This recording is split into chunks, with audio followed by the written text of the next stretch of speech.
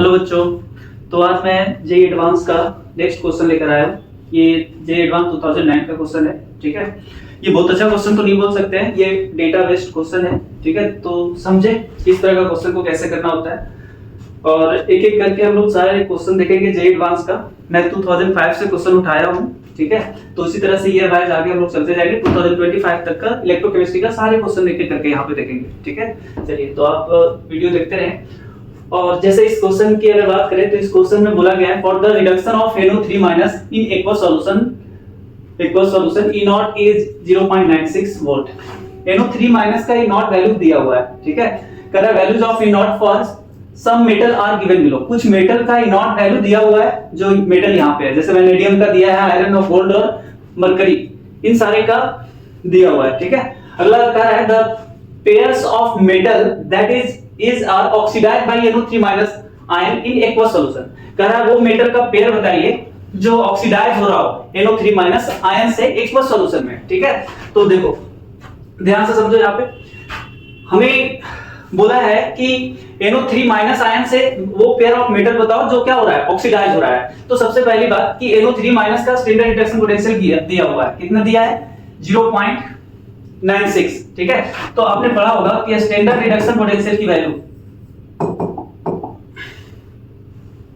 Colour change कर लेते हैं,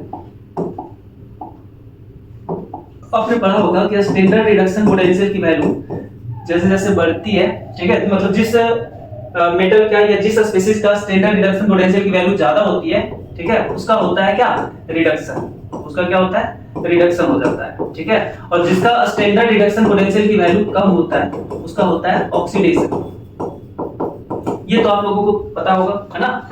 तो देखो अब हमें ये देखना है कि इसका रिडक्शन पोटेंशियल की वैल्यू हमें पता है, तो इसका रिडक्शन पोटेंशियल की वैल्यू पता है, तो इस वैल्यू से जिस मेटल का रिडक्शन पोटेंशियल की वैल्यू कम होगा उसका क्या होगा, ऑक्सीडेशन, और इससे जिसका वैल्यू ज्यादा होगा जिस मेटल का, उसका क्या होगा, उसका होगा रिडक्शन। तो हमें क्या बोला है कि इससे ऑक्सीडाइज होना चाहिए। वो मेटल बताओ जो इस NO3- से क्या हो, ऑक्सीडाइज हो। तो NO3- से ऑक्सीडाइज वही मेटल होगा जो NO3- का रिडक्शन पोटेंशियल, जो स्टैंडर्ड रिडक्शन पोटेंशियल दिया हुआ है, इसके वैल्यू से उसका वैल्यू क्या होना चाहिए, कम होना चाहिए। तो इस वाले वैल्यू से देखो कि किसका किसका वैल्यू कम है। तो इस वाले वैल्यू से हमें दिख रहा है कि ये कम है, ये वाला भी कम है और ये भी कम है। क्या ये हो पाएगा, नहीं होगा। गोल्ड नहीं हो पाएगा, इसलिए नहीं हो पाएगा क्योंकि इस वैल्यू से इसका वैल्यू ज्यादा है। तो इन दोनों से अगर कंपेयर करोगे तो इस वाले का क्या होगा, रिडक्शन, और इसका हो जाएगा, इससे इसका हो जाएगा क्या, ऑक्सीडेशन। ये आपका रिड्यूस हो जाएगा और ये हमारा ऑक्सीडाइज हो जाएगा। जबकि वो नहीं बोल रहा है क्वेश्चन में, क्वेश्चन बोल रहा है कि वो मेटल का पेयर बताओ जो NO3- से ऑक्सीडाइज हो। तो उसमें आप देख लो कौन कौन सा होगा।